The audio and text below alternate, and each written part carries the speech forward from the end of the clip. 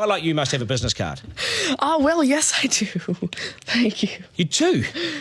At 13, you have your own business card. Okay, that's a nice start. I'll get in touch with you later. Sure. What do you do? Well, mainly, I like to call myself a software and cognitive developer because I love developing with cognitive computing and artificial intelligence.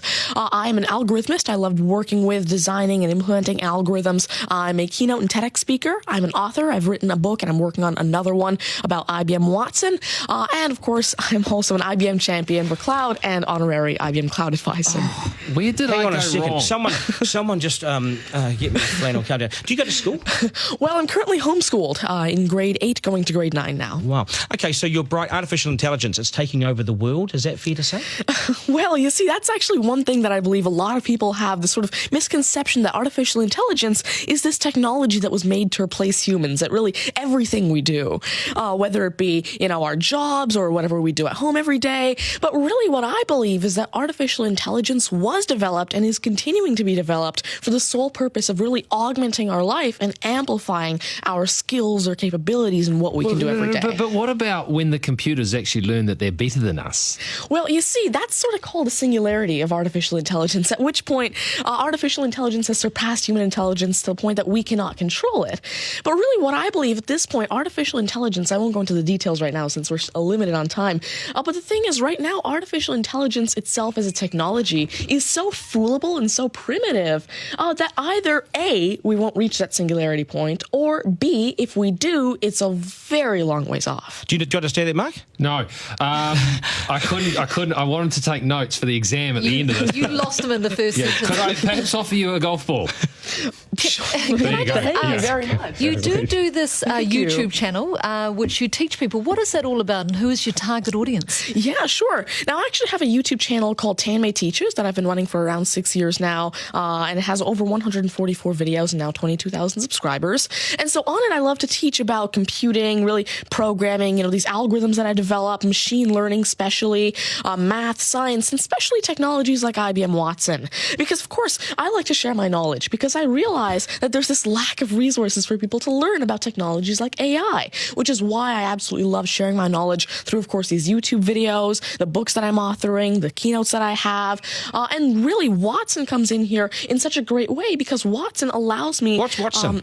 Sure. Well, Mark thinks he's a golfer, but what is Watson? Now, IBM Watson is essentially a cognitive system that allows developers to incorporate cognitive and machine learning into their applications without having to code in the actual intelligence. And what this means is that, of course, right now, really one of the main reasons developers aren't incorporating more machine learning into their apps is because it's so hard to do. It's really difficult to incorporate intelligence because... Has the I'm going to take this somewhere else, this interview. Has the Homeschooling Association of the World got hold of you as the front person? Well, there is actually a Homeschooling Legal Defense Association, I believe, HSLDA in Canada, and I actually had a keynote for them last year in Niagara Falls. You're the poster boy for homeschooling, aren't you? Well, I did have a keynote for them, and I talked a lot about the advantages of homeschooling and why it's great for kids who want to go into different and really targeted subjects. Okay, I want to get right down to business now. When did you realise you were bright and smarter than most? Well, I originally started coding when I was 5 with simple languages like FoxPro and Batch. But eventually, at 9 years old, I had my very first iOS app accepted into the Apple App Store called T-Tables. But did your mum and dad do something to you between 0 and 5 that plug you into the wall? What did they do to you at 5? At 5, you were Are you coding. smarter than your mum and dad, by the way? Already? Well, I have... my dad used to work as a computer programmer, but he used to work with, simple, regular programming languages like FoxPro, Batch, a little bit of C, etc. But you see, now I'm really interested in artificial intelligence and how it can actually be implemented on all these different platforms. You'd be a nightmare to teach. Apps. You'd be an absolute nightmare to teach, wouldn't you?